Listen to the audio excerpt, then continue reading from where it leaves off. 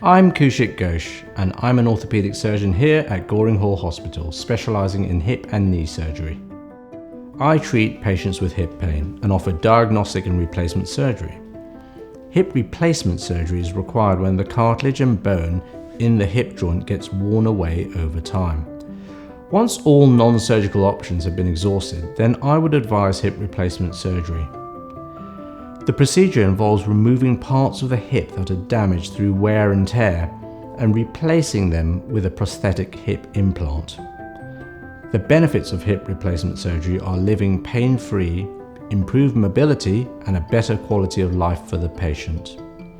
The procedure itself takes roughly 45 minutes to an hour, and patients normally stay in hospital between 2 to 3 nights, depending on their initial recovery. Full recovery is normally 6 to 12 weeks. If you'd like to come and see me for a consultation, then you can book in online or contact Goring Hospital directly.